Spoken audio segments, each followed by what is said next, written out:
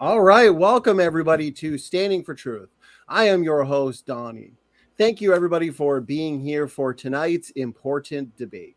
I have Dr. Kent Hovind and Mathew Steele here with me to debate the important question: is there reasonable evidence for evolution? Everybody's favorite debate topic.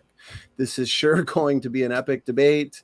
We've had it scheduled for over a month now, and I know a lot of people are excited for it. So before I introduce the debaters, though, if you are not yet subscribed, but you love debates, interviews, and discussions, then please make sure to hit that subscribe button. And also share around this content, as the truth is important. Now, tonight, we will be having more so a formal debate. We're going to be having 12-minute opening statements. We're going to be starting with Mathew Steele on that. Then we're going to have up to 8-minute rebuttals. Whatever time is not used, we can throw into the audience Q&A. Then we're going to have an open discussion, free-flowing, focusing on one topic at a time, and discussing the points brought up in the openings and the rebuttals. Then this is where we get you guys involved. After a short concluding statement, we'll have an audience Q&A, guys.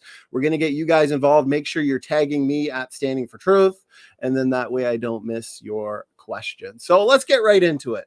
Let's kind of break the ice, get to know the debaters a little bit before we get into the opening statements. Mathew, this is your first time on the channel and debating on this platform. So why don't we start with you? A little bit about yourself, how you been, and what's going on? Well, I'm 42.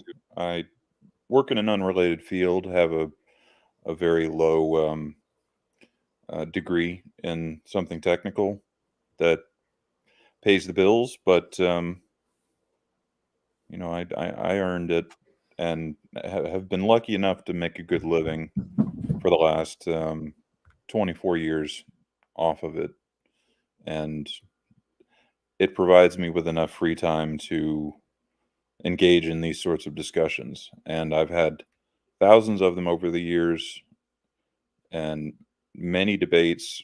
I've been on, I think, 3 different shows as a host, co-host, a guest host, and I've taken breaks here and there, but it's always been something that I've been fascinated by. The reasons people believe, what drives them to answer certain questions that other people are unable to answer, and what people really want and what they're after and why they do what they do.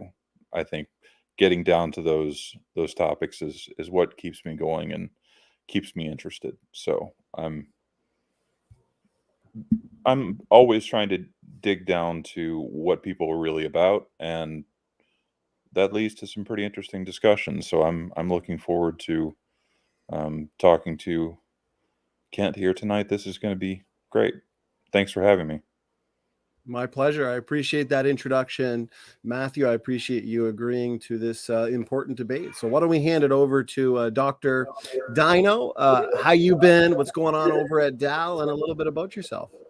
God is good. Some of God's kids drive me nuts, but God is good. My name's Kent Hovind. We have Dinosaur Adventureland in Lenox, Alabama, straight north of Pensacola, 70 miles. We have a YouTube channel called Dinosaur Adventureland. We have another one called Kent Hovind Official. You can watch our stuff there or on about 20 other platforms. I've been a child of God, a Christian, for 53 years. I've been an ordained Baptist minister for 47 years, graduated from college back in a long time ago, and got ordained. And I ended up pastoring a church for a while and started a Christian school and loved teaching and ended up teaching high school science and math for 15 years. Been in Pensacola 30 years and now here in Lenox for 6 years. And this is only my debate number 264, so Matthew's way ahead of me if he's up into the thousands. But I defend the position that the Bible is literally true, scientifically accurate. God made everything in 6 days about 6,000 years ago. Dinosaurs always lived with man. And the flood of Noah explains all the geology we see today, not millions of years. So I'll take on all comers. I believe the Bible is true and it can stand up for any scrutiny you want to send that way. So look forward to the debate tonight. All right, I appreciate that introduction as well. Kent, thank you for being here. So why don't we just get right into it? And actually, as new people come in, the live chat, again, make sure you're tagging me with your questions at Standing for Truth. That way I won't miss them for the audience Q&A. So after that reminder, let's hand it over to Mathew Steele. We're going to give you 12 minutes for an opening statement. And I'll give you a 1-minute warning. I know these opening statements typically fly by. So once we get to the 11-minute mark, I'll kind of let you know to start winding it down. So whenever you're ready, the floor is yours, Mathew. Well, I hope some are familiar with me. Most likely not. I haven't been around for a while, so this is, I think, a great way for me to get back into the spirit of things. So I have a script that I've written for my opening statement. I hope that's all right. So that's what I'll be reading. So, good evening, everyone. It's truly a pleasure to have this opportunity to talk to a superstar of the same status as Ray Comfort and Ken Ham. I've seen Kent Hovind's name around YouTube since George W. Bush was president. For the younger viewers who aren't familiar with him, that's understandable because he took some time off about 15 years ago, but he's back in the great debate, and it's reassuring to see that he's still got some of that old fire and passion for the spotlight. I'd like to thank Standing for Truth for hosting this wonderful show. And despite our impending spirited disagreements, I have to sincerely thank Creation Science Ministries for featuring this tonight, and hopefully in other videos in the future. So the title of tonight's show, Is There Reasonable Evidence for Evolution? That probably isn't what Kent and I will actually be discussing, because the theory of evolution in biology is not what Creation Science Ministries calls evolution. As they see it, evolution is a whimsical fantasy, a colorful presentation of loosely connected anecdotes that's so ridiculous it deserves its own theme song and action figures. To hear Creation Science Ministries describe evolution, it's the Frankenstein's monster of everything in science that sounds non-biblical. To them, evolution is the evil plot of a worldwide conspiracy of sinners in every field of science and every social demographic. Even worse, Creation Science Ministries lumps anyone who accepts modern scientific facts and theories into the category of evolutionists, where anyone who doesn't agree with their brand of ministry is anti-God. To Creation Science Ministries, you Christians who accept modern science are also evolutionists and are just as misguided and sinful as any atheist, because you don't worship God according to the literal Bible and according to the Creation Science Ministries brand, where the Bible is the ultimate authority, not reality itself. The unavoidable discrepancy there is that the majority of modern science, to include the technology being used to have this discussion right now, only exists because of the hard work of people who don't hold that position. However, for the sake of integrity, I'm going to explain what the scientific theory of evolution actually is. And this is taken from an old YouTuber back in 2009 named Don Exodus 2. So I'm going to be reading it almost verbatim, but I'll go through it quickly. It is descent with modification. Different individual living beings of the same species display versions of a trait, because in a given environment, some versions of a trait will make one more likely to survive and mate than others. The genetic composition of a population will change over time in response to its environment. If a large population becomes split into smaller ones, and those smaller populations aren't allowed to readily mate, genetic differences will accumulate between the populations based on their environment. After enough time passes, the populations will no longer be capable of mating at all, and a new species is said to have formed. The main mechanisms driving evolution are mutations, natural selection, and genetic drift. Random mutations provide the raw information necessary for the other mechanisms to work upon. Natural selection is, by definition, a non-random process whereby the evolution or the environment favors one trait, leading to its accumulation in the population. It's precisely for this reason that evolution is not a blind, random process, because, after all, one of its main mechanisms is, by definition, non-random. Lastly, genetic drift is the random change in gene frequency, which, in smaller populations, tends to accelerate evolution.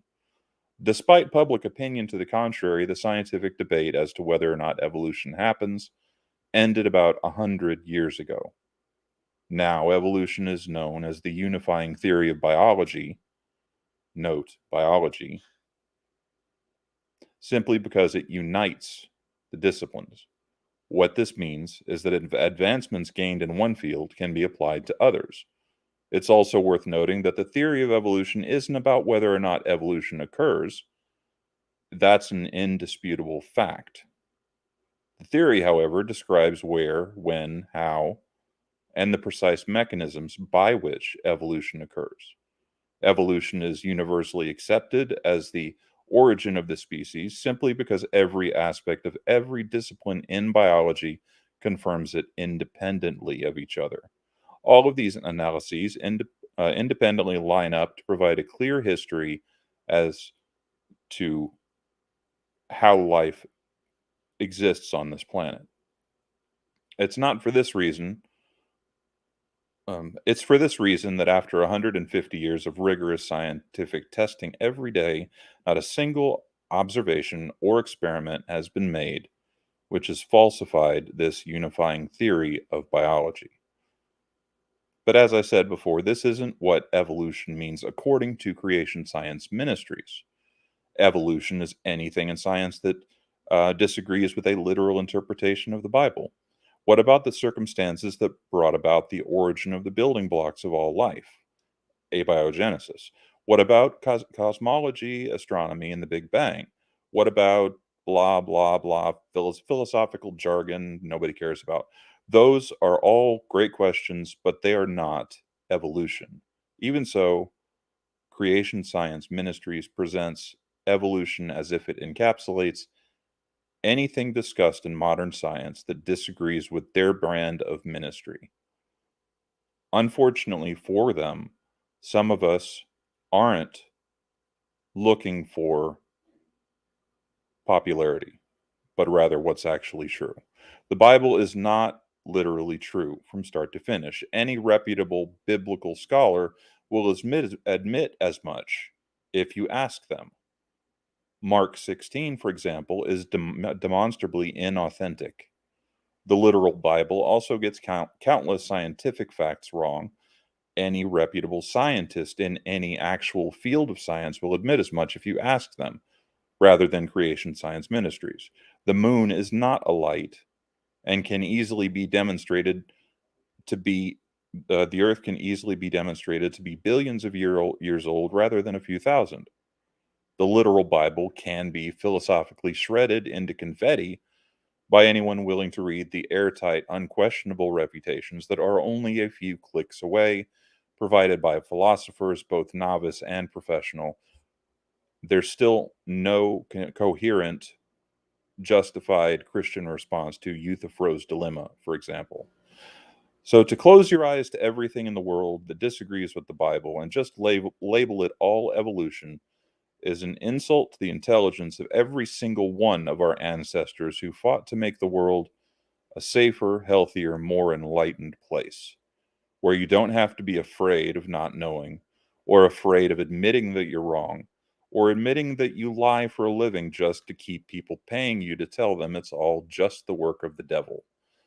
Live that way if you like, but do so honestly.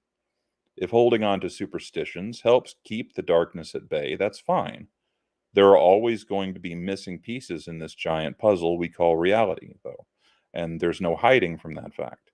You can, however, pay for snake oil from con artists and frauds and hypocrites and charlatans and idiots and thieves to distract you from thinking. It's ironic, I think, that snakes aren't actually the ones leading us to trees of knowledge and tempting us to eat the fruit like Genesis claims. Instead, they call themselves doctors, even though they're not, and go to jail for hundreds of thousands of dollars of unpaid taxes, and still assume someone out there will be convinced to give them money.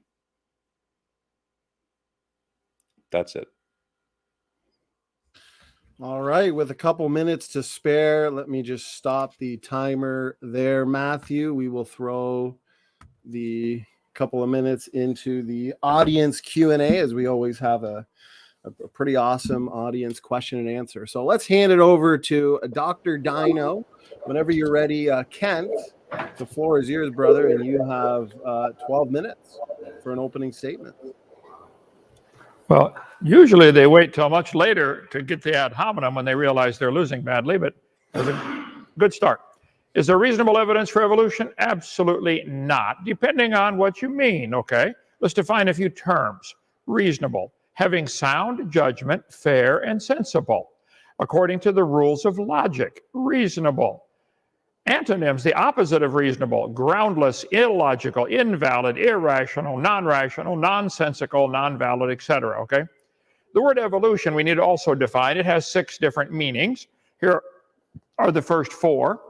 You'd have to have cosmic evolution before anything could get started. Matthew wants to start with living things and see how they change. Oh no, you got to back up before that. Where did these living things come from? Evolution has to rely on cosmic evolution, the origin of time, space, matter from the Big Bang. Chemical evolution, all the elements evolving from hydrogen and helium. Stellar and planetary evolution, how did they form? Organic evolution, the origin of life. Then macro and then microevolution. Textbooks routinely teach the kids the universe came into existence 14 billion years ago through a Big Bang from an infinitely dense point. All the matter fit in a dot. Hydrogen gave rise to the other chemical elements. Look, stop sticking your head in the sand. It's not reasonable to believe that all the material in the universe fit in a dot. That is not reasonable. So the very first step of evolution, i.e. the existence of time, space, matter, is not reasonable. First, there's heat left over from gravity. First condensed a planet from a cloud of hot gases. As the molten ball cooled 4 billion years ago, the outside hardened and formed a crust. Okay, so in their theory, the Big Bang was a dot of near nothing exploding, rapidly expanding to everything we see today. And the Earth formed from a bunch of dust got together, and then it cooled off and got a hard, rocky crust. Earth was molten for a period of 4.5 billion years. This is from Berkeley University, an accredited university, okay? The early Earth was a hot molten ball. 4.5 billion years ago, the formation of the Earth. Matthew, to have a coherent theory and to reject God like you do, you have to have an explanation of where did time, space, and matter come from. The evolution theory is very much dependent on Big Bang theory and cosmic evolution, chemical evolution, organic evolution. You got to get life somewhere. So stop sticking your head in the sand. It's not reasonable to believe that life came from hot rock, which is exactly what evolution teaches. Then the oceans formed billions of years ago, and it cooled down below 212 and is finally able to get water instead of steam. Wow. After things cooled, simple organic molecules began to form under a blanket of hydrogen. This is what is taught, and this is what I object to. This is not science. This is a religious belief masquerading as science. And everybody has to pay to have it taught.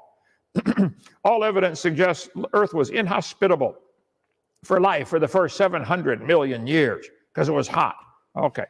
Origin of life began 3.5 to 4 billion years ago from this rock. Have scientists made life in the laboratory? Absolutely not.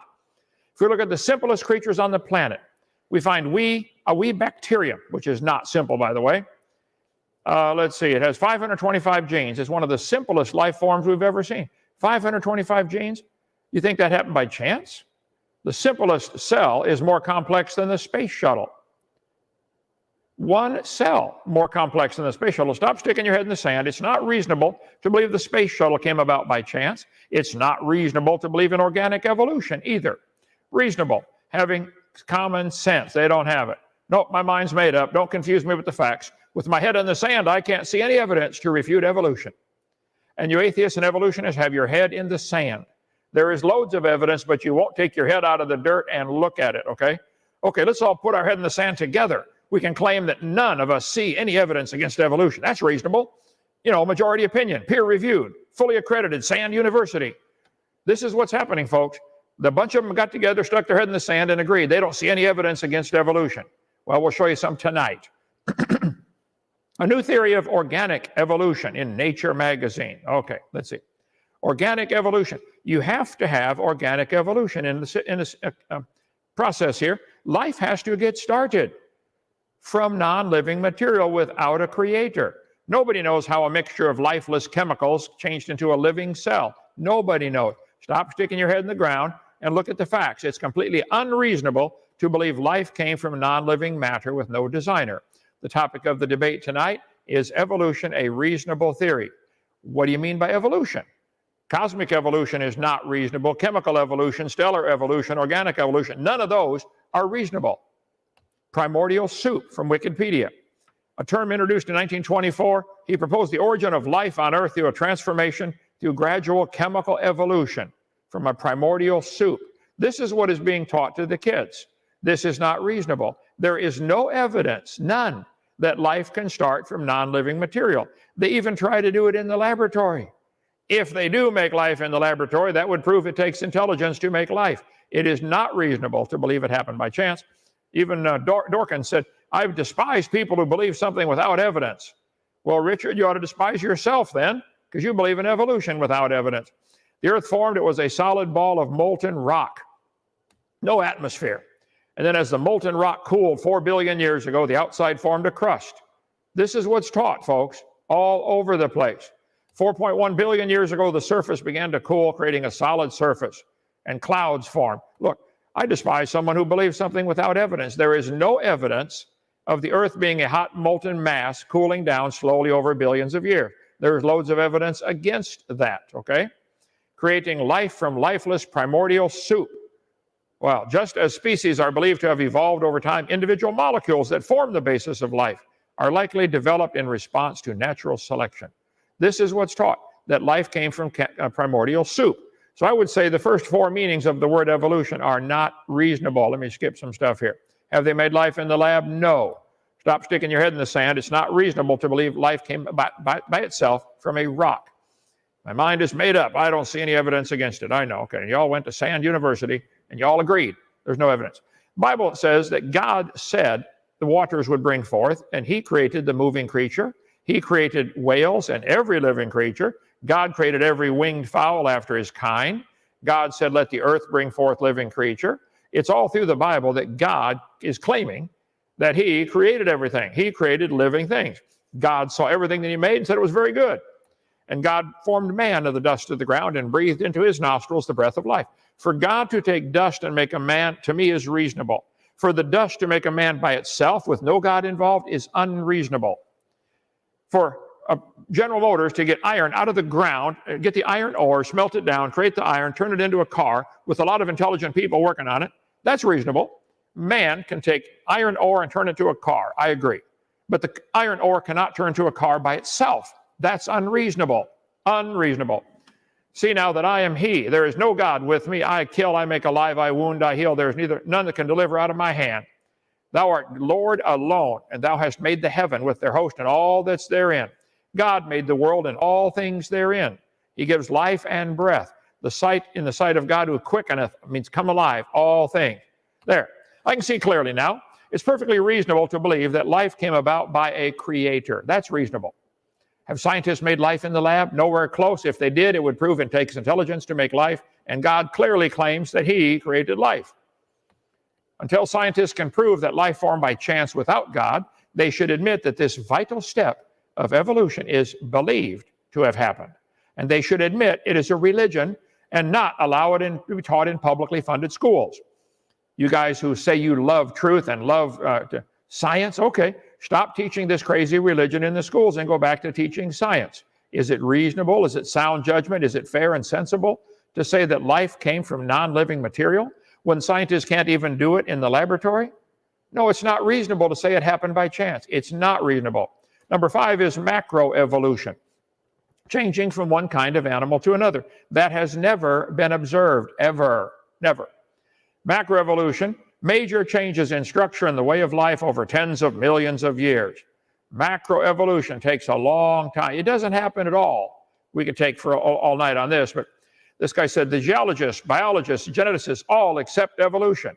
Well, accepting is a crazy word to use. I accept the fact that cows can jump. I accept the fact cows can jump. Okay? You can make them jump. Maybe if you could train one with a little weightlifting to jump higher. Therefore, since I accept the fact that cows can jump, this proves beyond reasonable doubt that given enough time, a cow could jump over the moon. That's the logic you guys are using. We see these little changes, therefore, everything's related. That's crazy. Stop sticking your head in the sand. It's not reasonable to believe that the little variations we've all observed would ever add up to macroevolution. It's a dream. It's a fairy tale. It's a religion. Nope, my mind's made up. I can't see why you don't believe evolution. Okay. We all went to Sand University, and its peer-reviewed journals covered this stuff. So if you accept the fact that cows can jump, therefore you must accept the fact that cows can jump over the moon. I despise people who believe something without evidence, and you guys can't handle the truth. The truth is there's a God, and he made the place, and he's going to be your judge one day. There are 250 varieties of cows. I accept that fact. They probably had a common ancestor called a cow. There's hundreds of varieties of corn, and they might have had a common ancestor. 100 varieties of wheat. They might have had a common ancestor called wheat. 4,000 varieties of potatoes. They might have had a common ancestor called a potato. 339 recognized breeds of dogs. They might have had a common ancestor called a dog. Okay? So I accept the fact there's lots of dogs, and they probably had a common ancestor called a dog. So I can see clearly now, it's reasonable to believe that cows produce cows and dogs produce dogs. It is unreasonable to believe cows and dogs have a common ancestor. That is unreasonable. The purpose of the debate tonight is it reasonable? Depending what you mean by reason and depending what you mean by evolution. None of the first five are reasonable. God said they would bring forth after their kind. He said it 20 times in the first 7 chapters, okay? Darwin wrote a book called Origin of Species. All he ever talked about and all anybody's ever been able to give evidence for is what we commonly call microevolution, variations within the kind. This one happens. Seconds. That happens. I believe in microevolution. That's reasonable. It is unreasonable to believe the changes we've seen would make us think it's reasonable to make a tree of life where dinosaurs are related to squid and related to potatoes. That is unreasonable. Make a chart like that is not reasonable. Don't confuse me. I know you don't see any reason, but it's not reasonable. Most folks think, oh, we all came from a common ancestor. Well, that's crazy. I disagree strongly. Your turn. Thank you. Okay, perfect timing. I appreciate that opening statement there, Dr. Dino. Thank you to Matthew and Kent for your 12-minute opening statements. Okay, now we're moving into the rebuttal, the uninterrupted rebuttal, which we have 8 minutes for.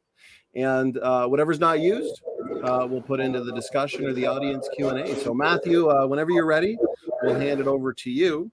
And you've got 8 minutes. Okay.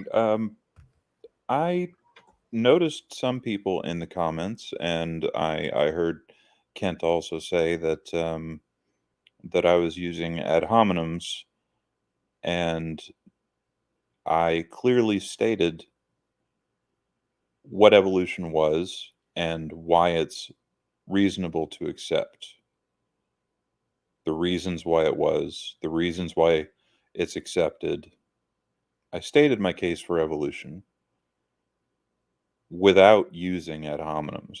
If anything, what I'm guilty of is being indelicate and perhaps insulting. The fact that people are calling this a logical fallacy called an ad hominem just shows ignorance of what a logical fallacy is. And that specific logical fallacy, ad hominem, has to do with using an insult as your argument rather than addressing the facts themselves. So if you go back and play what I said, I was very specific about what evolution means. I was very specific about what Creation Science Ministries presents as evolution meaning. We can certainly discuss any field of science that you like. any field of history or sociology or anything that anyone ever does or ever has done. But the fact remains that evolution is something that happens with living beings. Where those living beings came from has to do with chemistry. That's a different field. Now, I completely grant that having a coherent worldview where everything is explained together, justified together, so that it all makes sense from top to bottom is a great idea. So I'm having a hard time understanding when Kent is talking about God being a fact.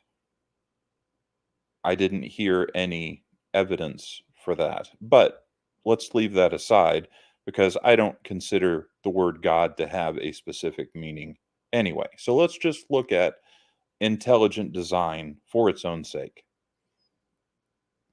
Let's say, just to steel man abiogenesis, even though it's not really relevant to biology, let's say that intelligent design was necessary for there to be life on Earth. That has nothing to do with theology.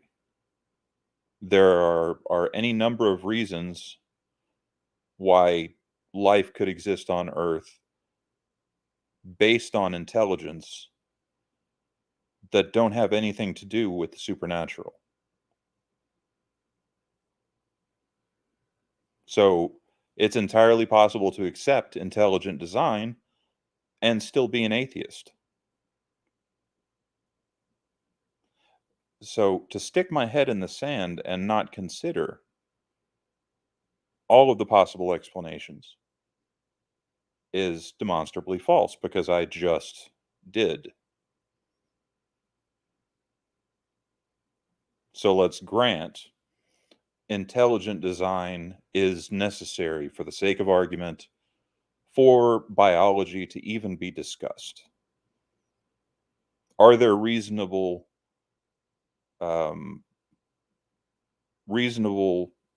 explanations for where life could have come from?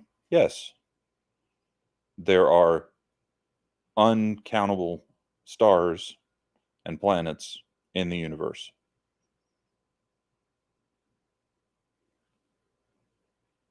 That alone, considering the math involved, provides plenty of reason for intelligence to,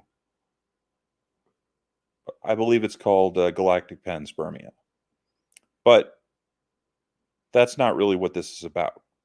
What this is about is what I've already addressed in my opening, because I knew where this debate would be going, and it has nothing to do with what evolution actually means, because that's been explained to Mr. Hovind by, as he said, over 200 debates.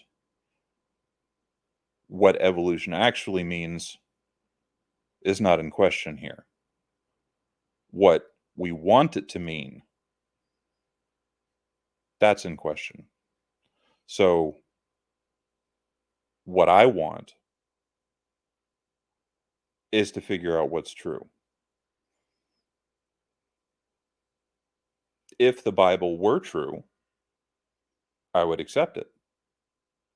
If it were demonstrable, rather than just asserted, as Kent has done in this debate, I would accept it. But there is no rational justification for the Bible being true. So why would I accept it as an explanation for the intelligent design that I have already hypothetically accepted as a possible explanation for biology? If you can't justify the Bible, you can't use it to justify intelligent design. So if you really want to take everything, put it all together as one unified theory of everything, explanation for where all life came from, where all matter came from, and energy, and why we're here, and all the questions that people have been asking since they were 1 minute able to ask questions in the first place. We developed the ability to think about thinking, to ask questions to each other, and in doing so started to ask these questions. That's a demonstrable fact, that people develop cognitive skills to ask questions to each other and self-identify and learn how to think. It happens around 2 years of age for human babies. As such, life comes before thought. And if God is going to be the explanation for everything, we have to start with something better than God is truth, period. And that's all I really have to say. Okay, thank you, Matthew, for that 8-minute rebuttal, just on time. I appreciate it. And we've also got a very lively chat tonight. We've got a ton of questions flying in as usual, so we are going to have a great audience Q&A. So let's hand it over to Kent. Kent, let me just unmute you, and you have 8 minutes for your rebuttal whenever you're ready. Well, thank you, sir. And Matthew, go back and listen to the first part. You did start with ad hominem. You talked about my degree, going to jail, and taxes. Completely unrelated to any of this. I can answer all those questions if you'd like. I did nothing wrong, but that's ad hominem and off track. Okay, the textbooks are clearly teaching the kids, we know all things are related. Overwhelming evidence shows us that all species are related. They all descended from a common ancestor. So Matthew, during Q&A, I will ask you, do you believe you are related to a fly? This one says we're all related. Do you have a distant ancestor that is related? Are you related to a fly or a mosquito? Take your choice, okay? One isn't such a lonely number. All life on Earth shares a common ancestor. Take your head out of the sand. You can see clearly it's not reasonable to believe that all life forms are related based on the evidence we have, okay? All species evolved from single cells. Study finds. Whoa, National Pornographic, okay? All life on Earth evolved from a single-celled organism 3.5 billion years ago. This is what they are teaching, okay? Humans are related to all life on Earth. Do you believe you're related to a mosquito? Darwin proposed that all life evolved from one primordial form. This is the big think. You guys aren't thinking at all. There are indeed 6 different meanings to the word evolution. And if you just want to talk about one, you're missing the major point. You have to have a way to explain the origin of time, space, matter. How do you fuse past iron? Where's the energy going to come from to make uranium so that it can decay to lead? You guys have never given an answer to the creation, to the evolution of the chemicals. Can't happen in stars. You got to have stars to make the chemicals and chemicals to make the stars, and they're stuck. They can't fuse past iron. And it doesn't happen anyway. It's just imagination. You have to have life starting, organic evolution, macroevolution. I despise people who believe something without evidence. There is no evidence, none, 0, for the first 5. There is loads of evidence for number 6, because it's not really evolution. It's just a variation within the same kind. Khan Academy. DNA is supposed to show how species are related. Oh, yeah. We'll talk about that if you'd like. In fact, the concept of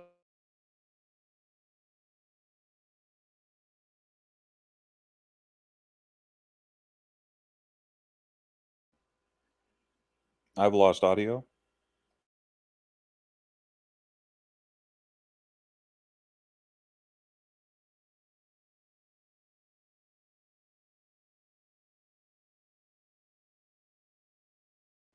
Donnie, can you hear me? Yeah, my bad there. Matthew was on mute. Yeah. Let me see. Take him off. Solo layout, and I'll stop the timer.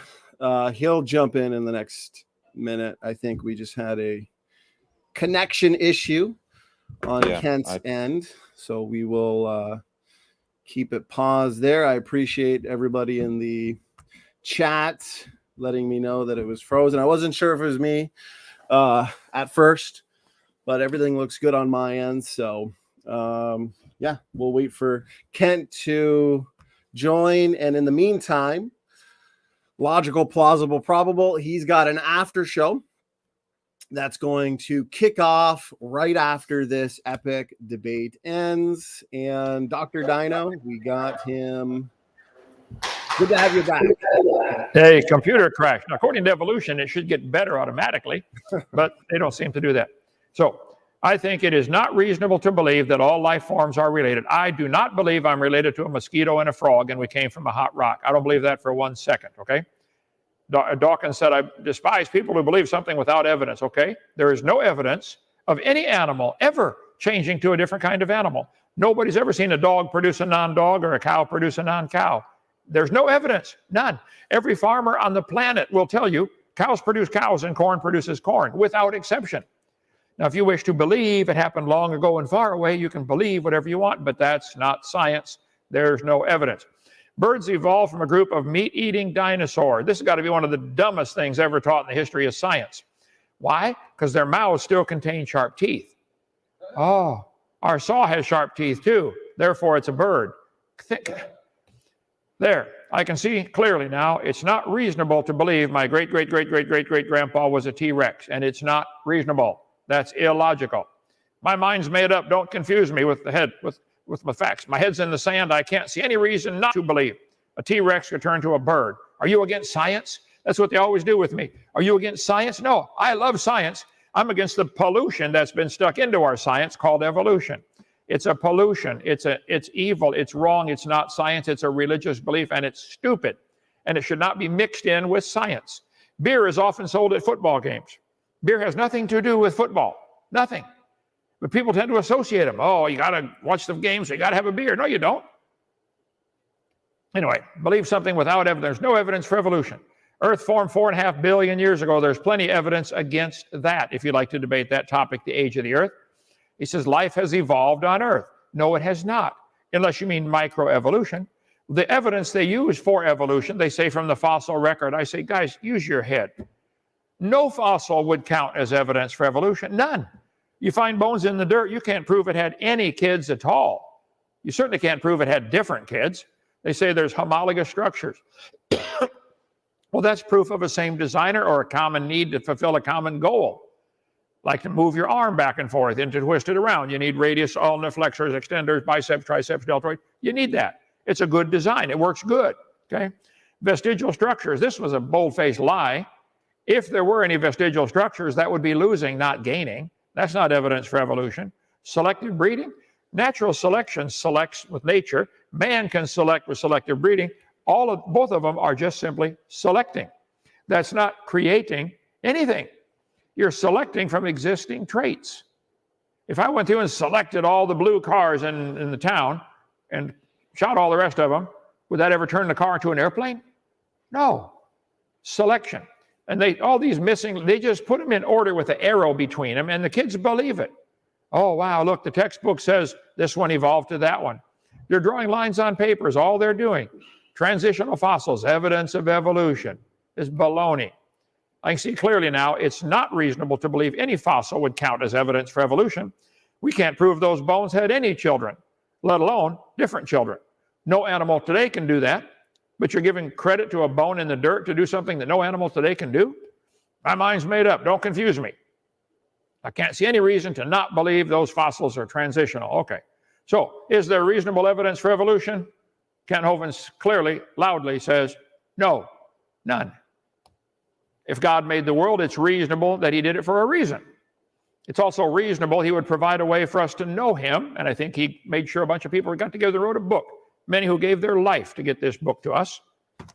And it's reasonable that he would want us to live with him eternally.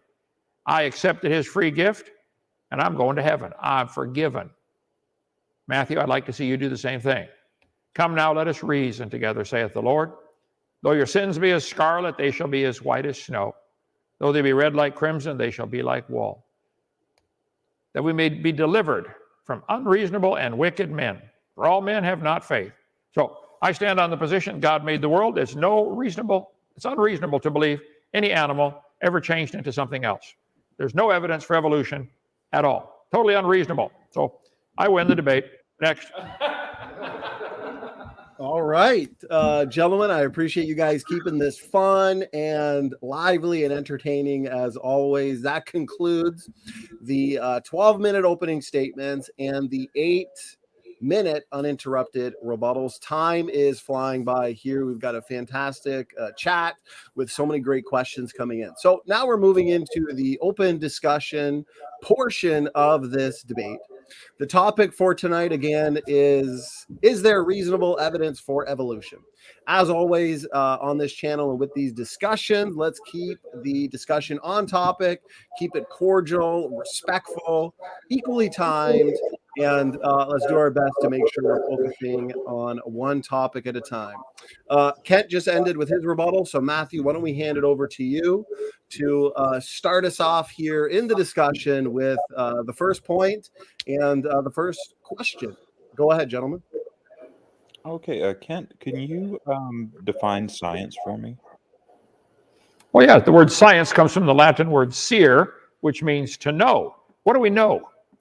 We know cows produce cows. That we know. That's observable. It's based on observation, experimentation, and testing.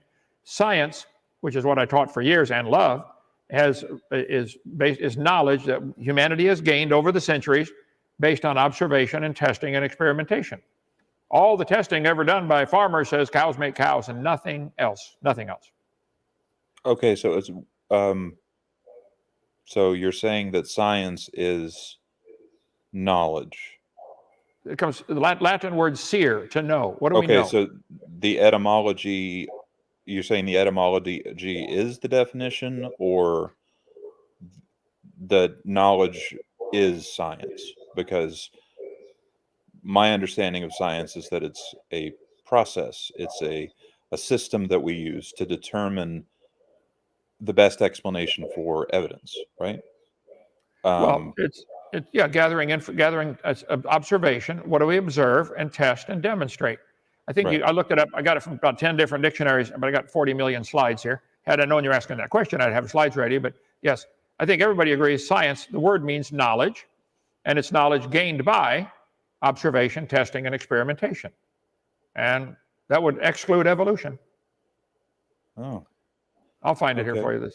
The word scire. What did you teach? I taught earth science, biology, physical science, 1 semester of anatomy, and algebra, geometry, and trig. Oh, okay. All right. Well, I'm since people seem to have a problem with me asking any questions about your accreditation or anything like that, I'll leave all of that alone and say that I'm confused by the way you're using science, the way you're explaining science, because science is just an idea of the methodology. It's describing what is the product of the use of the system. So in the same way that evolution is a description of what the process, what's the best way to put this? How the process results, how it works. We call evolution as a sort of overarching name for it, but evolution is actually the process that it is happening. So science, in the same way, when we talk about science, we're talking about a body of things that we've discovered using the scientific method. So to equate it with knowledge, to me, doesn't make any sense. So I'm if you could just clarify that for me. Okay, well, the word scire, Latin, means to know. That's what the word science means. That's etymology, though. That's not. Yeah, well, that's the origin of the word. That's not what it actually means. Well, you're talking about where the word came from, not what it entails. Okay, you can look up 20 definitions at dictionaries, but it's in the information, the knowledge we have gained by observation, experimentation, and testing. And Okay. all of that is an accumulated body of knowledge, which is continually growing, and it's wonderful. And about 100 years ago, somebody slipped in this dumb religion that animals can change to something else. And now they're including that as part of science. That's not part of science. Nobody's ever observed or seen that. If it's a process, I agree. I like science. Study and observe. Show me what's your best observation for any animal producing a different kind of animal than what a 4-year-old would say that's the same kind. What's your best evidence for macroevolution?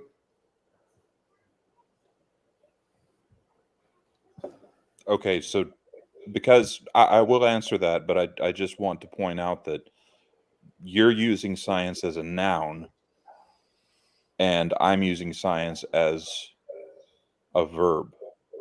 So we're not talking about the same thing by saying science. You're using it to describe a thing. I'm using it to describe a method. And knowledge is... Anyway, that's getting into a different discussion. This debate is about evolution, and you stated that you do not accept it. You've stated the reasons why you don't accept it, which is, I appreciate you explaining all of that, but my contention is that the way you're describing evolution occurring is a misrepresentation of what evolution actually reveals. To talk about your great-grandpa being a T-Rex, for example, is just a cartoonish way to discredit the fact that no one has ever actually falsified evolution. No one has ever suggested that anyone's great-grandpa was a T-Rex, and I'm just wondering why you phrase it that way. It's entertaining, and it's fun to talk about as if we're on a cartoon or something, but we're not talking about the scientific method by talking about somebody's ancestor being a dinosaur. Humans and dinosaurs are coming from the same common ancestor, but not direct, a direct line of lineage.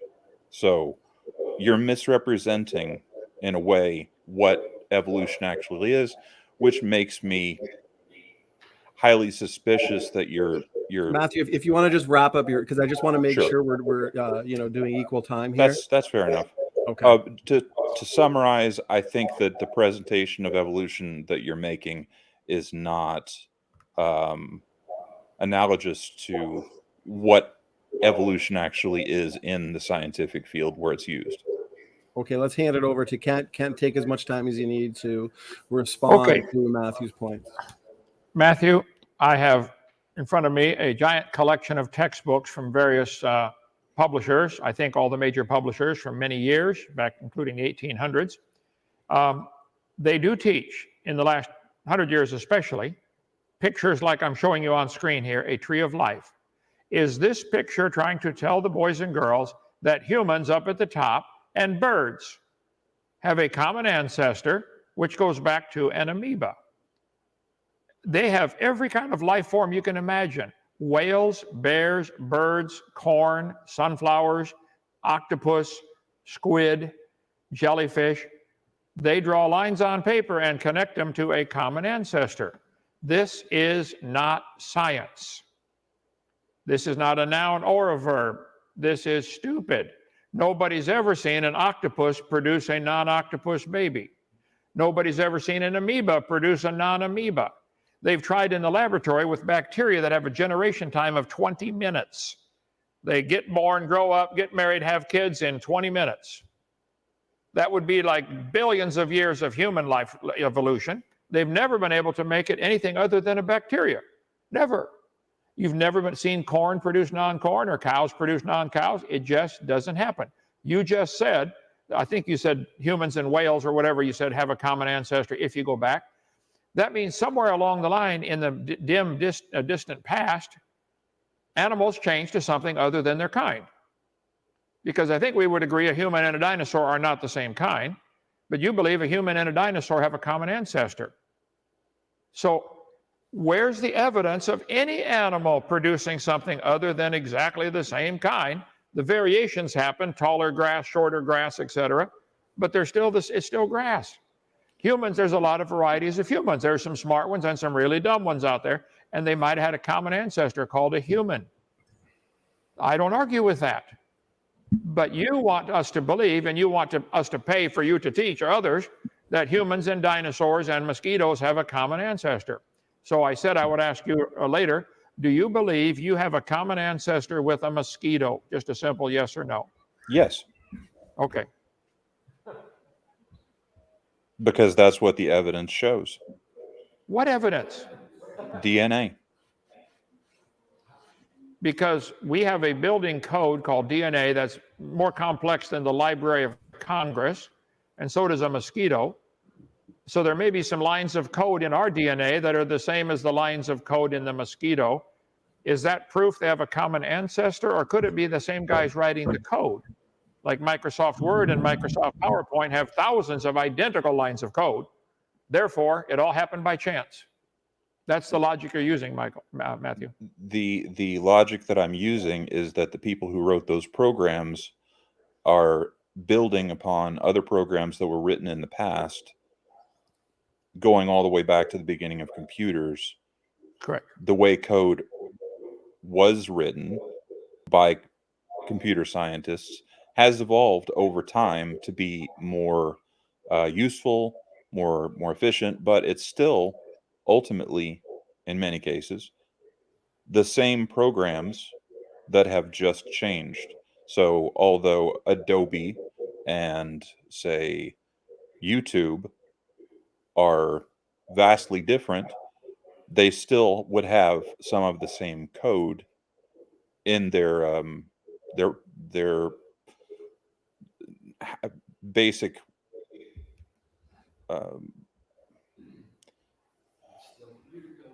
I'm getting too far off with my analogies here. I tend to do that and ramble. I do apologize. What I'm trying to say is that they both came from the same place in the same way that life came from the same place. No matter how different it looks now, this is the reason why they use fruit flies to study change over time, because their lifespan, their generations are so short. You were talking about grass before. Well, if you sit and watch grass, you're not going to see it grow. That doesn't mean it doesn't grow. But if you're talking about billions of years of life, you're only going to see a very, very tiny portion of that. So it's not realistic to expect to watch change happen. So you have to look at other evidence, right? I'm willing to look at any evidence you've got. What they did with the fruit flies is they got flies with no wings, flies with curled wings, flies that were blind. They never got an improvement on the fly. Every mutation they caused was deleterious. They ended up with flies that can't fly. What do you call that? A crawl? It's not a fly anymore. They didn't get any improvements. I agree. I was involved in this fruit fly stuff. They are not, and that is a bunch of people tampering with the gene code using x-rays and all kinds of things, nuking them and microwaving them and everything else, and poisons. And they couldn't get one beneficial mutation. And yet you want to take a fly or a common ancestor and turn it into a whale. The code that you talked about from Microsoft, et cetera, there was a whole lot of intelligent people involved in changing and writing and developing and improving that code. Where's the intelligence in your religion of evolution? And you said, I don't accept evolution. There you go with that word accept again. Michael, you can only accept something that is true. Or Matthew, I'm sorry, Matthew. I accept 2 + 2 is 4. I accept that. Okay. You believe in evolution. You don't accept it, you believe it. Go ahead. I don't see any difference between accepting something as true and believing it's true. They mean the same thing to me. It's not the same, and it's obvious you don't see the difference. Basic understanding of epistemology. Knowledge is a belief that is justified as true. Faith is not justified as true. And belief itself is just something that you hold to be true, whether or not it's justified. So to accept something as true is the same thing as believing that it's true. See, these are the problems of the discourse that we need to talk through before we can get into whose grandpa is a T-Rex. Well, that's why I wanted to define the terms. Is it reasonable to believe that a mosquito and a human have a common ancestor? No. There's no evidence for that. Humans have been having babies for a long time. My parents had babies. I bet your parents did too. And they turned out to be human. They always do, they always will. So to appeal to millions of years in the past is where you leave science, what we can observe, study, and test, and you go to religion. You believe it's a fairy tale, long ago and far away. That's all evolution is, a fairy tale for grown-ups, nothing more. So you're saying that for something to be true, you have to observe it, watch it happen? Otherwise, it's not true? No, I said for something to be science. Science deals with what we can observe, study, and test. Look it up in a dictionary. Knowledge gained by observation, experimentation, and testing. The fruit flies proved fruit flies make fruit flies. Okay, That's so what it proved. experimentation, observation, and testing, right? That's what you just said are the three. So you don't necessarily have to observe, right? You can experiment and you can test. You can infer some things. If we observe erosion taking place at a certain place, we could infer that maybe, unless there were things to make it faster or slower, we can infer some things about that. Sure, but there's different levels of how acceptable something is in science. Some things are accepted as hard fact. Some things are accepted as a reasonable theory because we didn't see it, can't see it. It's reasonable to believe you started off as a baby, though I didn't see that. Okay. And it's reasonable also to believe that grass is going to grow. And no, it's January now, but it's reasonable to believe that grass is going to begin growing again in March or April, depending on where you live, right? Right. But is grass related to a tree? Well, no, nobody's ever seen grass produce anything other than grass. Farmers have been trying. They raise a whole lot of different kinds of grass. They've developed it, different structures that they want. They want it to grow faster, grow in cold weather, grow in warm weather, but they always get grass. Grass and trees have some similarities in that they both contain chlorophyll. They both are green, generally. But the trees are considered a woody plant, not in the same, kingdom, phylum, class, order, probably even a different order. Trees would be a different order than grass, I would guess, by man's current classification system. So no, grass and trees, if you kept developing grass for a long time, you're never going to get a sequoia, never, out of the grass. Okay, that wasn't actually my question. I was saying, are they related? Yeah, they have a common designer. Same guy designed them. And I like to give God glory. I like to look at the trees and say, praise God, you're smart. Can you imagine a piece of wood able to suck water out of the ground, take sunlight, change it into apple that I can eat? Man, God is smart. I love serving him.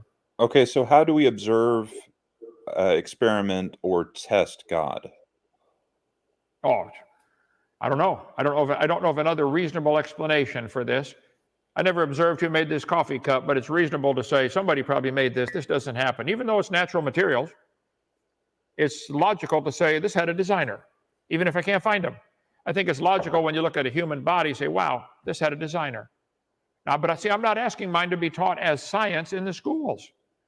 You guys have a religious belief that there was no designer and this thing happened by chance, and you want everybody to be forced to pay to have all the kids learn that. That's where my objection is. Evolution is a religion. You're welcome to it, but keep it out of the schools. But as I've already said in my rebuttal, in my 8-minute rebuttal there, even if I grant intelligent design, that doesn't say anything about God. Correct. We're not arguing about God. The title of the debate is there reasonable evidence for evolution? So far, I haven't seen any. I haven't seen you give a single shred of evidence for evolution. I'd like to see it. And if you lay on the grass and watch, you won't see it grow, but that doesn't mean it's not growing. So that is your evidence that you are related to a mosquito because we can't see grass grow. Is that your evidence? that is my response to your apparent expectation of seeing change over time on a very narrow scope, when in fact the timeline is so vast that that is a completely unrealistic expectation. And you're also leaving out the predictive part of the scientific method. We can use the theory and what we've learned with it to predict what will happen with living creatures. So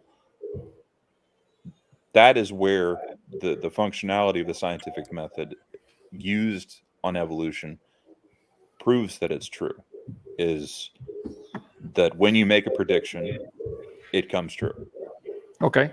You appealed to time again, which takes it, long ago and far away. Grass will always produce grass. I predict, I'll bet you $100 that if you plant grass seeds, they will grow into grass if they grow at all, and will produce more seeds. And if you plant them, they will be grass. And you can go 10 generations and always get grass. I'll predict that'll happen for 1,000 generations. Now, we can't live long enough to see that, but we can see fruit flies for maybe 1,000 generations. I don't know what their generation time is, a couple of days. You can do bacteria, 20-minute generation time. I predict bacteria always were bacteria and always will be bacteria. I predict that. Okay, so to come back to your coffee cup there, that's something that we know can be created. Wow, right? We're getting close. We're going to get you converted. Go ahead. What I'm saying is, we know that a coffee cup can be created. We don't know that everything that exists could have been created. We also don't know that you are related to a mosquito. That's just what the evidence shows. Let me jump in. Yeah, let me jump in here real quick. Matthew, just for the last few minutes, maybe of the cross exam here, let's go right back to the title of the debate. I just want to make sure we're exhausting the, and it's been a great discussion so far. Earlier, you brought up DNA, as a possible line of reasonable evidence for evolution. In the last few minutes here, did you want to present one or two lines of evidence that you believe are reasonable in terms of universal ancestry, and then we'll kind of just examine those before we get into the concluding statements, Matthew? Okay, so just for the sake of brevity, could you be a little more specific on what you want me to provide? Because I don't want to ramble. I don't want to take up too much of the debate talking about this. That's a good question. I guess if we go back to the original question that Kent asked you, if you believe humans and mosquitoes are related through common ancestry, I believe your answer was yes. So what, in terms of reasonable scientific evidence, you mentioned DNA. What would be another line of evidence that you would say is convincing to maybe somebody on the fence? The fossil record. Okay, the fossil record. If you wanted to elaborate a little bit on the fossil record, and then we can have Ken kind of examine and respond to that a bit. Okay. To have, for example, whales that have vestigial legs, the bones for legs in their sides for where their legs used to be before they returned to the oceans, they were land animals. That's why their leg bones are in the places that they are today. And when you follow the evidence trail just based on the bones that are found of other types of whales in the past, you're able to trace where those legs came from, especially when compared to land animals that have legs in the same places. Okay, I appreciate that response, Matthew. We'll hand it over to you, Dr. Dino. So a line of evidence for evolution, the fossil record, and specifically, the whale series there and the so-called vestigial pelvis. So take as much time as you need to respond. Okay, I've covered this 100 times before in debates and in my seminar. If there were vestigial organs, that would be losing, not gaining. So that's not going to help your theory. Secondly, the whale does not have a vestigial pelvis. I'll get the pictures here and show you. The whales have, right here, evolution of whales. There we go. Slide number 715, okay? 715, enter. Whales, the theory of whale evolution. They have these pictures in the book that whale came from an animal like this, from Pakicetus, ready to go for a swim and slowly turn to a whale. This is the evidence you're referring to, the vestigial pelvis. We have one in our museum here. If you'd like to come down, we'll give you a tour. Those are not vestigial legs. Those bones are essential, that anchor points for muscles to attach to allow the whales to reproduce. Has nothing to do with walking on land, never did, never will. Let's see, no evidence for whale evolution. There is no such thing as a fossil record. No such thing. There's a lot of fossils, trillions of them. We got thousands of them here in our museum. There's a lot of fossils, but it's not a record. None of them talk. None of them have a date stamped on them. This text, Science Dictionary. Whales have small leg bones located in the muscles of their body walls that are vestigial hip bone. This is what is taught. This is not true. They say it has a vestigial pelvic and leg bone. Even the National Center for Science Miseducation teaches that. Look at that. From bossy to blowhole. Whales and the vestigial pelvis. Just imagine whales walking around. These are the bones they're referring to. Los Angeles has a whole whale skeleton hanging up there. Those are not leg bones. Those are anchor points for special muscles that allow the whales to reproduce. Here's one we have in our museum. It has a nerve supply and a bone supply. The whale's penis can be 15 feet long. He has to have ways to maneuver this thing in the dark without talking and saying, scoot over, honey. This has nothing to do with walking on land. It's part of their reproductive system. And if you take those out of the whale because you think they're vestigial, he will be very upset with you. Okay? Do not do that. Though that is a lie to say that the whale has a vestigial pelvis. He does not. That is not evidence for evolution. It's part of their reproductive system. So study it out a little further and you'll see I'm right. This is not vestigial pelvis. There are no, the male and female whales have very different bones in those regions. They got to mate in the dark underwater without being able to talk and say, scoot over. By the way, my understanding is nobody's ever observed the whales mating, but apparently they do. We get baby whales all the time. So I think you're mistaken. Somebody lied to you, and you should not pass that lie on. Those bones are not vestigial. DNA. Sorry.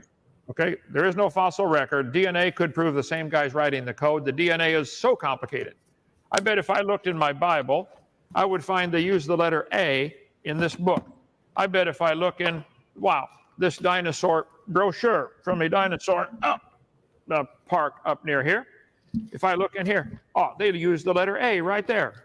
That's proof this document's related to this document because they both use the letter A. And they were both written by human beings. Yes. Bingo, you're getting it. And the code for mosquitoes and the code for humans was both written by God. You're getting it. Go ahead. That's sort of shifting the goalposts on what code means and what code entails. But to come back to clarify the point on the vestigial pelvis that you're talking about, the bones that remain that hold the whale together are there because the rest of it wasn't necessary to hold the muscles together. That's why the rest of the leg bones are now gone.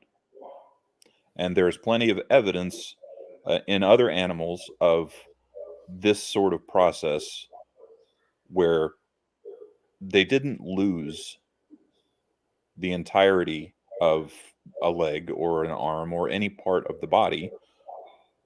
The parts that remained were necessary to remain for other parts.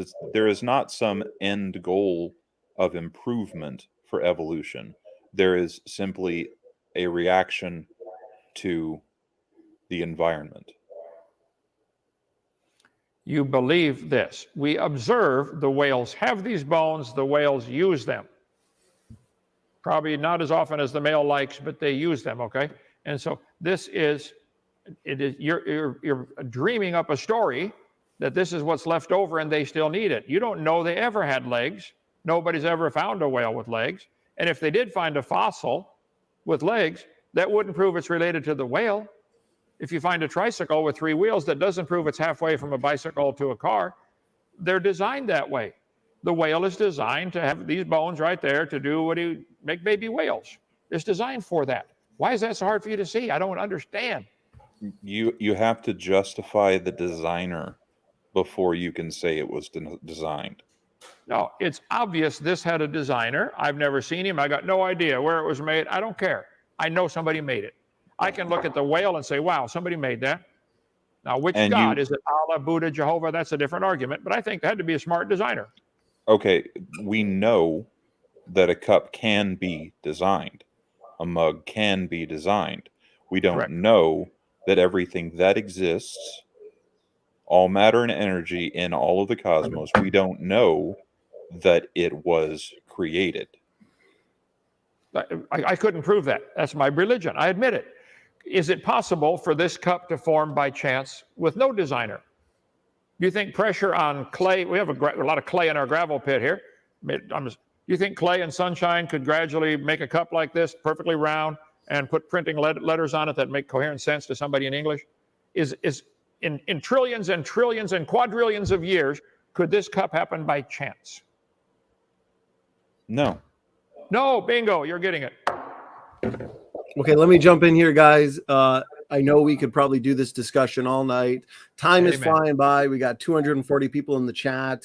And Matthew, I know there might be a couple things you want to respond there. So to be fair, we're going to do concluding statements. We're going to have 5 minutes of uninterrupted time to respond and kind of make some final points. Maybe there's a few things left hanging and we can take this time to address them there. And then we got so many good questions from the audience, as always, and then we'll get into some audience questions. So Matthew, Dr. Dino, thanks for a fantastic discussion.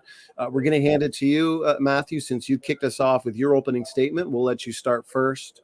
For your concluding statement, you got 5 minutes whenever you're ready. Thank you. Okay, so let's bring this back to, I think we've done a good job mostly of staying on topic, despite what Richard Dawkins thinks or what anyone else has ever said in the past. I am not a scientist. I am a technician in a computer field. So I don't claim to be an expert. I don't have an answer to all of the questions. I just have enough knowledge to know where to look to answer questions. And when what I know doesn't match up to the evidence, I change my belief. Actually, when I debated Seitan Bruggencate back in 2014, the whole presuppositional apologetic that was presented at the time caused me to reevaluate my entire belief system to make sure that it all made sense. And I realized that there were some things that I believed that were wrong.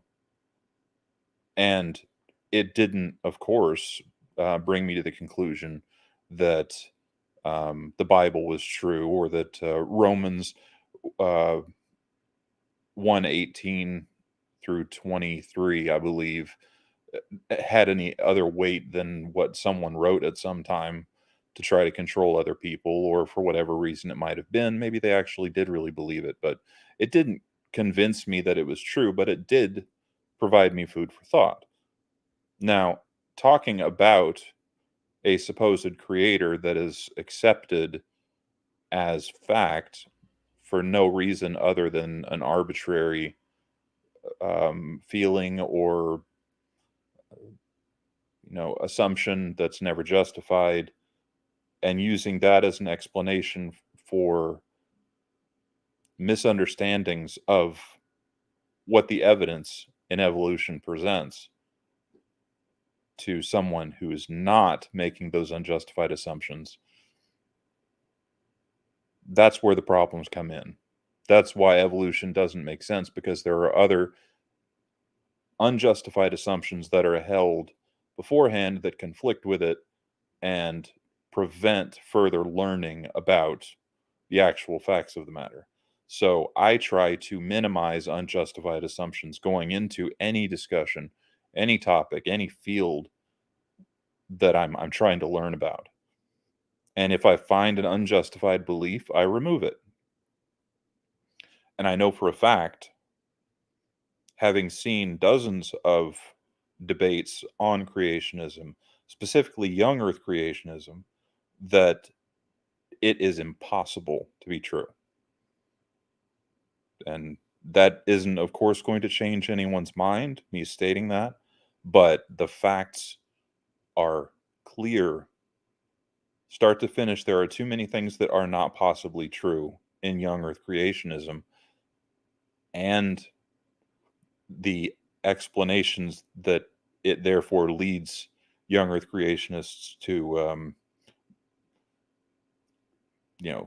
conclude about evolution, that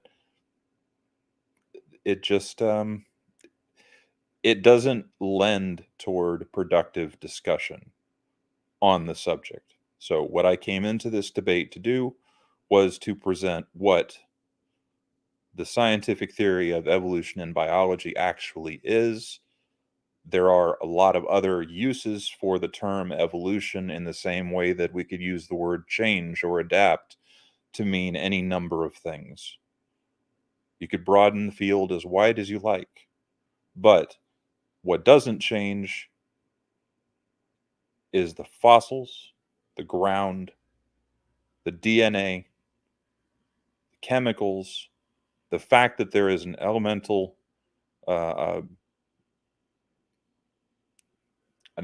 similarity in all things in the cosmos. Atoms of one thing are made in a star or wherever they came from initially. I don't speculate on where the singularity before the Big Bang came from, because it's pointless. But everything is made of the same stuff. Everything is made of the same elements in different forms. So for that to suddenly become a brick wall where you can't accept that everything is related on Earth as living beings seems ridiculous to me, when 20 seconds. there's too much science involved. I'm not going to bother explaining any further, but clearly everything is related on an atomic level, so it makes perfect sense that everything be related on a cellular level. So that's all I really have to say. All right, Matthew, I appreciate that concluding statement. Really engaging debate, Dr. Dino and Matthew. That was about 6 minutes. So what we'll do is hand it to Kent, equal time. So Kent, take up to 6 minutes for your concluding statement. Go ahead. Thank you, sir. Well, the topic is there evidence for evolution? I say no, there's no fossil evidence for evolution. Fossil evidence wouldn't count anyway. If you could find a fossil, you're just arranging them in order that you want them to, because you don't know that fossil had any children. They shouldn't use any fossils as evidence for evolution. In an honest court of law, they would all be thrown out, every one of them. Okay? Make an animal do it today where we can observe it. Okay? There are homologous structures, doesn't prove evolution, neither do vestigial structures. We talked about that. Selective breeding. It's reasonable to believe, it's not reasonable to believe any fossil would count. But some people's mind is made up, their head is stuck in the sand. They already know evolution is true. Now, how do we prove it? That's where they are. So, is there reasonable evidence for evolution? I say absolutely not. I'll conclude by saying what I said earlier. I think it's very reasonable to believe that God made this world. I think it's reasonable to believe somebody made this coffee cup. I don't know who, don't know when, don't know where, and I don't care, but it's reasonable to believe somebody designed it. And when you look at a single cell in your body, average person has 100 trillion atoms in their body. It's reasonable to believe there was a really smart designer. I think it's reasonable to believe that the God who made this world must have done it because he loves us, and we all messed up and broke his rules and we're deserving of his judgment, but it's reasonable to believe that because of his love, he would provide a way out. And God himself came down and became a man and let them kill him, and his death paid for our sins. I accepted that 53 years ago. I accepted Jesus Christ as my Savior. I'm forgiven. I'm not going to heaven because I'm good. I'm going to heaven because God's good, and he forgave me based on what Jesus did on that cross. There's only two religions in the world, Cain and Abel. Cain brought his fruit and vegetables. God, look what I did for you. God wouldn't take it. Abel brought a sacrifice. God, take this in my place. God took it. Great lesson there. Most religions in the world are doing what Cain did. God, you should accept me because I did this or I did that. That's not going to work. I have a sacrifice. God himself is my sacrifice. I think it's reasonable to believe that if God made this world, he would write a book and tell us some of the details about it. And what does he want? I think I got that book right here. Read it many times. I'm unable to find an error in it. If you know of one, have a debate on that. Or send it in. I'll be covering that in my Bible study on Dinosaur Adventureland YouTube, starting here soon. I think we should reason together. It's reasonable to believe that God loves us and made this world and has a plan for it. Under your worldview, Matthew, by the way, is Matthew misspelled on his screen there? I think, look at it when it comes up again. I think it should be 2 T's, unless maybe he spells it with 1. Anyway, I think it's reasonable that there's something comes after this life. In Matthew's worldview, when you die, you go back to dirt. And that's it. You're done. That's not reasonable to me.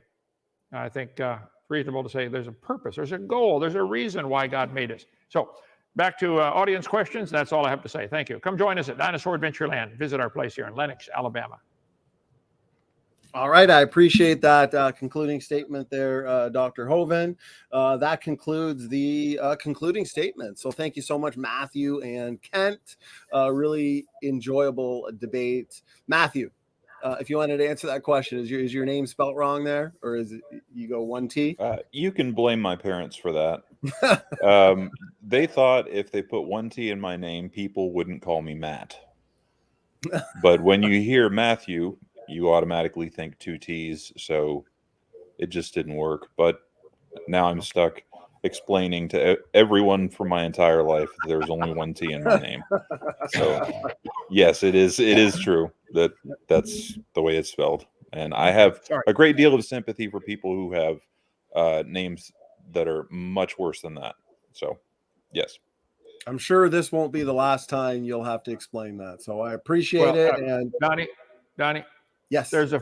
Years ago, there was a farmer in southern Illinois, last name Hogg, H-O-G-G, had twin daughters. He named them Ima and Yora. Not very nice of him, Ken. Not very. Anyway, audience questions.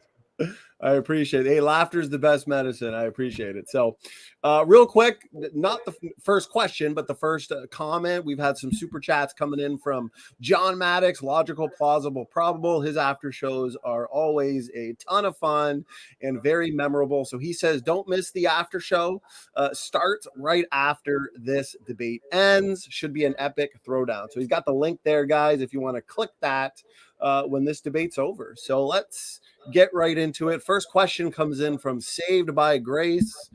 Amen. And I appreciate the question, Saved by Grace. So he says, question for Dr. Dino. And I should say, actually, Matthew, this is your first time on this platform. So what we usually do is whoever the question is for gets the last word. So, for example, this question's for Kent. He'll respond. We'll give you a chance to respond as well, but we'll give Kent the final word. Okay, so here we go. Question for you, Dr. Dino. He asks, are wisdom teeth evidence for evolution? Evolutionists consider wisdom teeth a vestigial organ today, no longer useful anymore because our diet has evolved. Go ahead. Well, I think if you watch as children grow, from babies, the teeth come in a few at a time, and as they grow larger, their mouth can handle more teeth, and so they grow more. When you get to 15, 16, 17, typically about the age wisdom teeth come in, by then your jaw may be big enough. I think the fact that wisdom teeth are a problem for about 40 or 50% of the population is an indication that we are devolving. Exact opposite.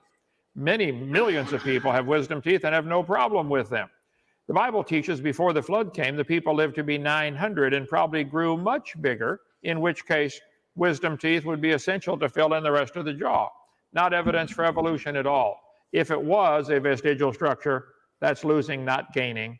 But I think there's I don't think any dentist that knows his stuff would say they're vestigial. They're a problem because our jaws aren't as big as they used to be. Maybe our diet is not as rough as it used to be, and so our jaws aren't as tough as they used to be. So wisdom teeth may be a problem, but that's not evidence for evolution.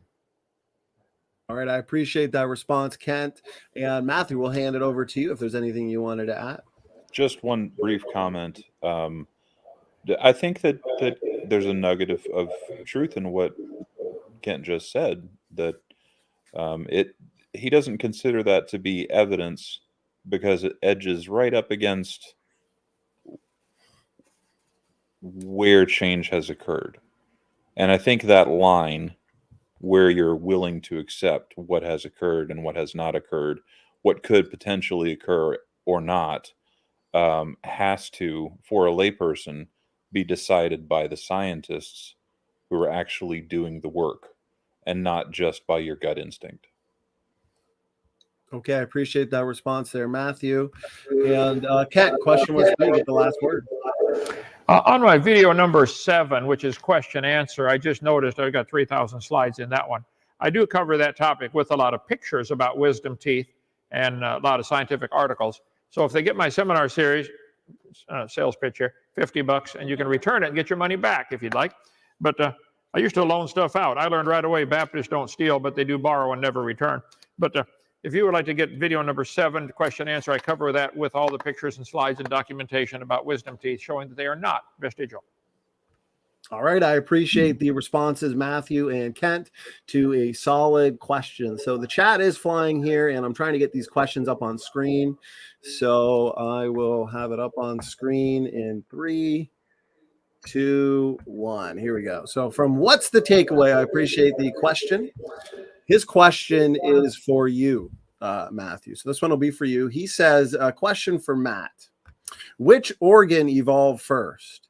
And how did it survive if organs depend on other organs? I believe the first organisms were single-celled. So there would have been... there's no way to know which was the first organ, but it would have been an accumulation of cells that formed something that eventually became an organ. And that would have happened in all sorts of different life forms by then, because enough change had happened that there would have been, I couldn't even guess how many different kinds of life forms by that time that were all developing their own organs, because there are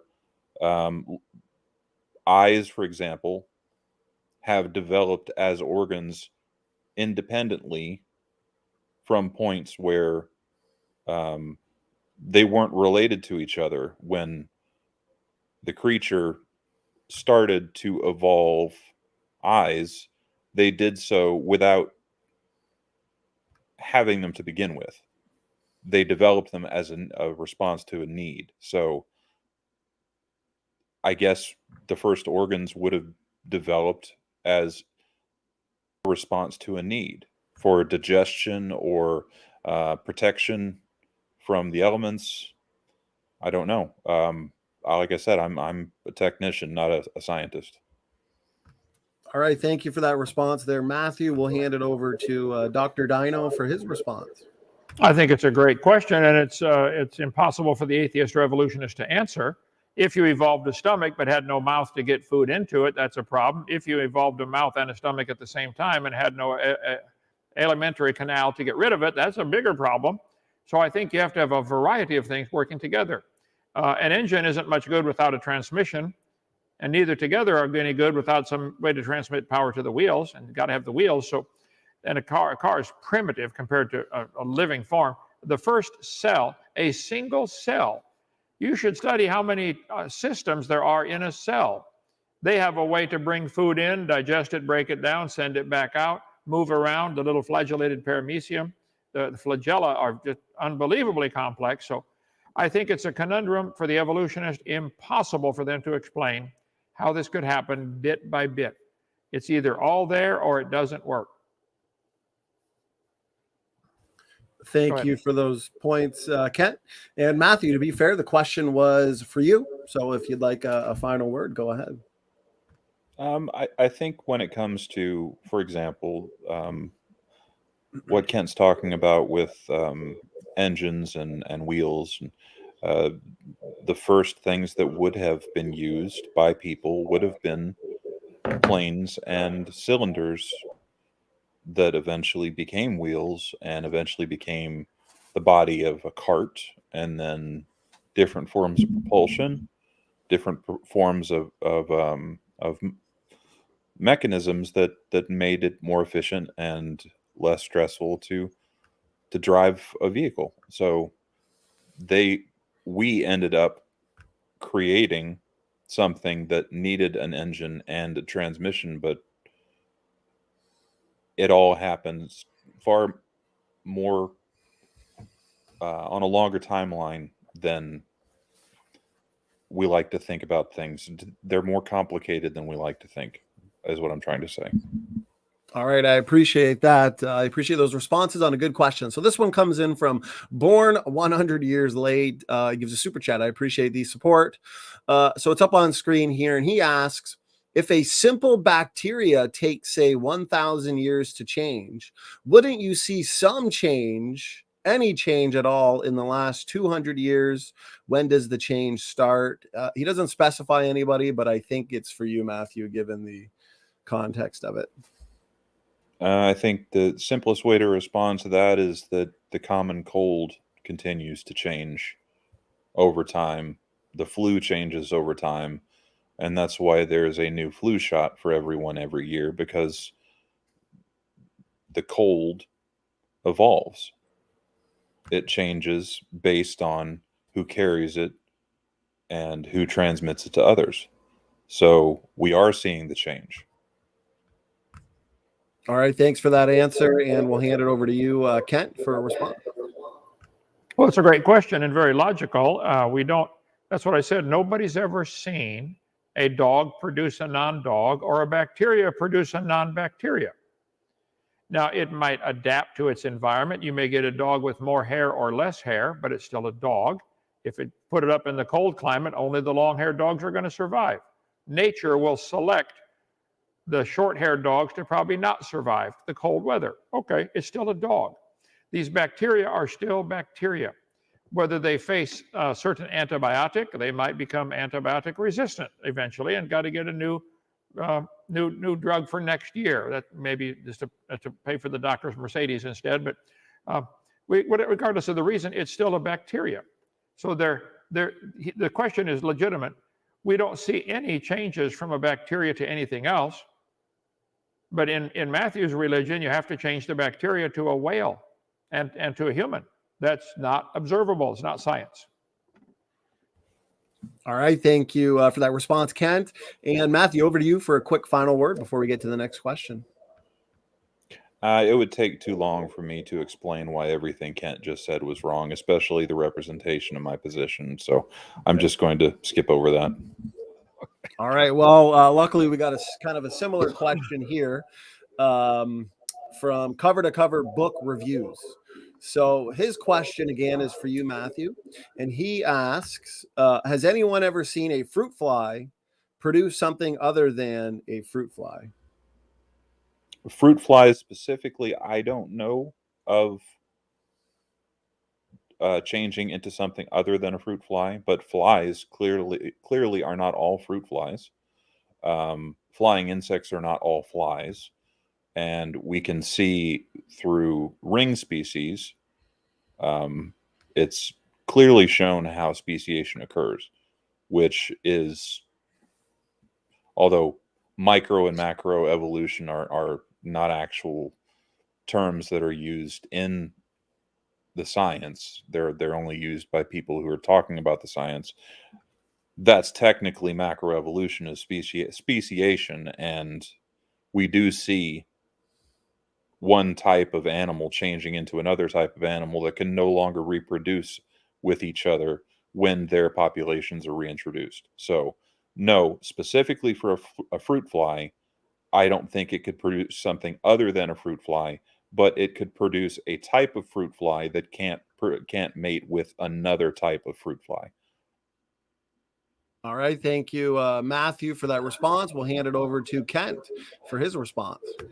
I covered that in great detail on videotape number 4, Lies in the Textbooks. What they've developed with the fruit fly experiments is flies with stubby wings, flies with a yellow body, flies with white eyes, flies with curly wings, flies that have no wings at all. So they've never given an improvement on the fly.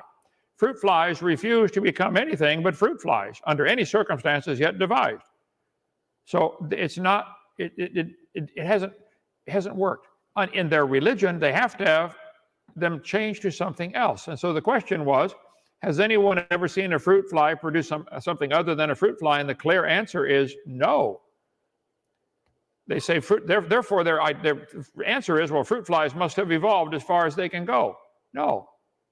The other answer is evolution doesn't happen. They're locked in with their gene code. Flies in the north are 4% larger than flies in the south. Yeah, they got to have more body mass to handle the colder temperature. So fruit flies are always fruit flies. They were created as fruit flies. I predict fruit flies will always produce baby fruit flies. Always. I predict that.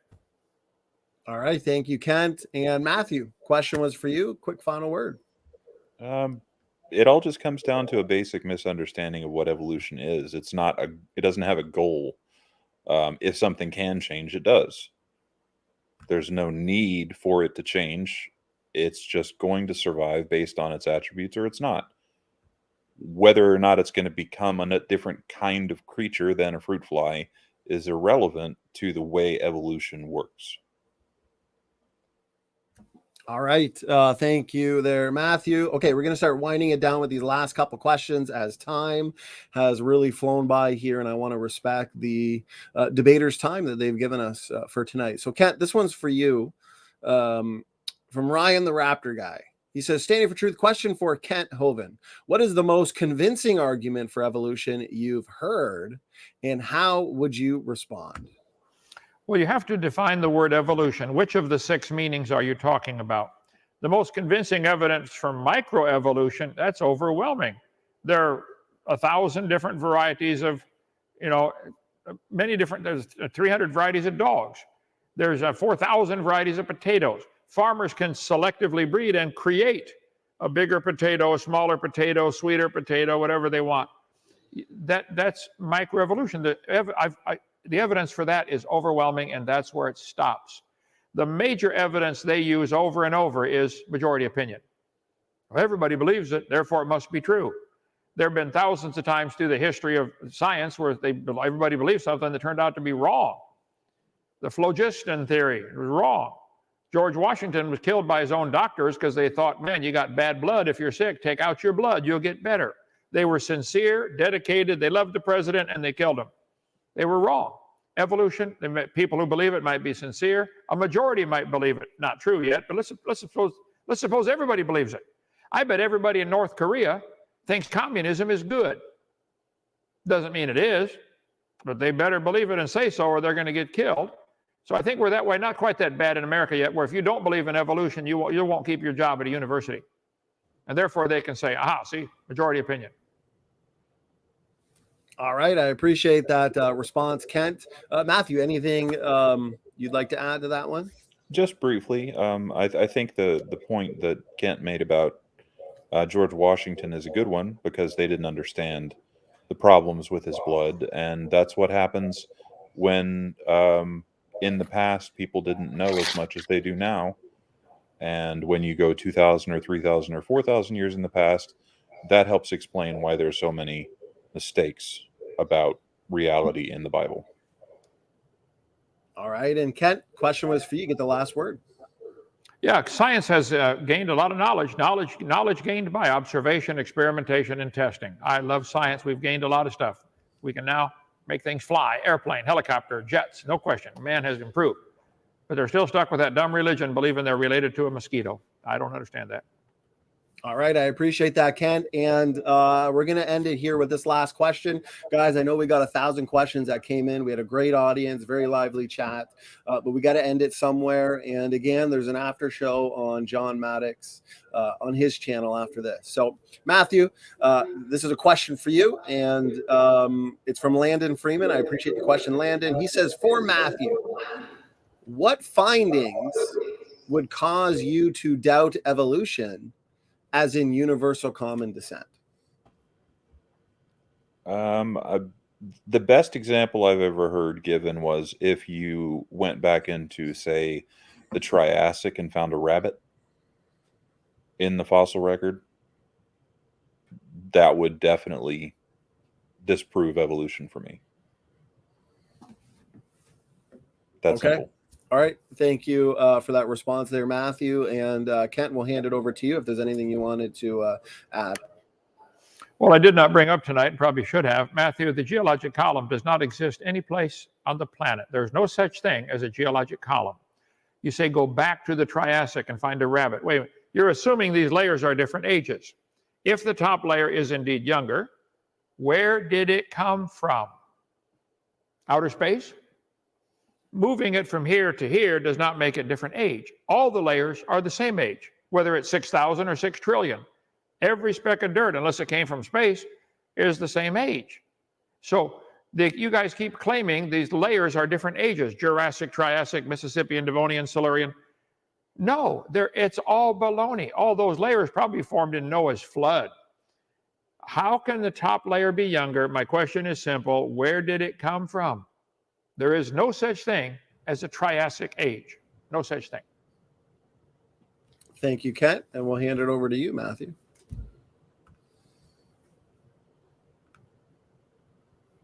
Okay.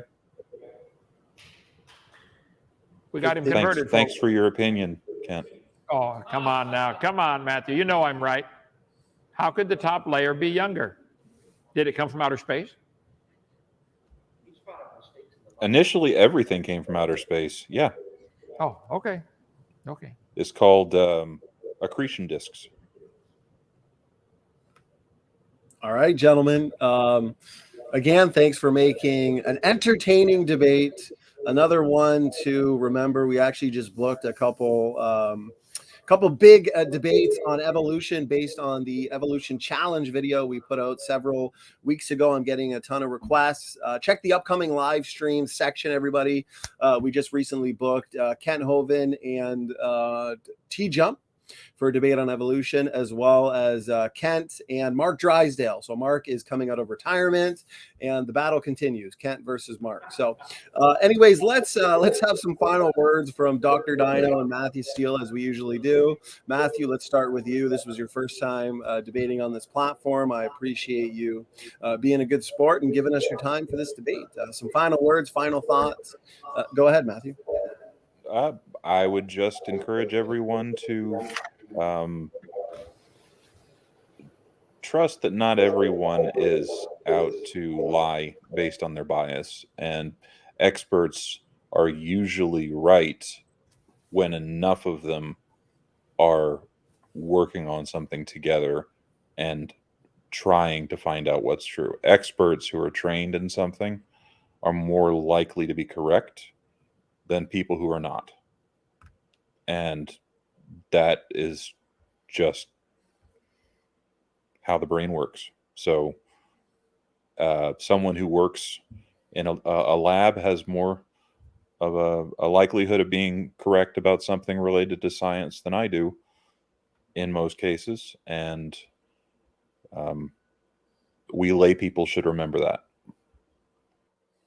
Okay, well, thank you for those final words. Matthew, again, thanks for giving us your time for this debate. Let's hand it over to Kent. Final words, final thoughts, and thank you for doing this debate. Well, thank you. And thank you, Matthew, for doing this. You said several things throughout this debate that gave me a glimmer of hope. You said something to the effect of, if I find something that's unjustified in a belief system, you will remove it. Evolution is unjustified. Nobody's ever seen any animal or plant produce a different kind. You believe it could happen given time. That's a belief. It's a religion. So I hope that you will really go back and watch this debate and think about it. God did create the world for a purpose. You're going to stand before him one day. What are you going to say? I'm going to say, God, I tried to talk. I don't know what else I could have said to him. I tried. I delivered the message. Just the messenger boy. Don't shoot me. God says you're going to die and face him one day and go to heaven or hell. You can believe that or not. I pray. I'll be prayed for you. I want to see you come to the Lord, get saved, come down here and take a tour of Dinosaur Adventure Land. Come on down. All right. Dr. Dino, I appreciate those final words. Again, Matthew, Dr. Dino, thank you for this awesome debate. And a reminder to everybody in the audience, logical, plausible, probable. He's having another epic after show. So, John, if you want to post the link in the chat so people can click it, and we will all see you there. So, again, thanks to the debaters, and thanks everybody for tuning in. Standing for Truth is out.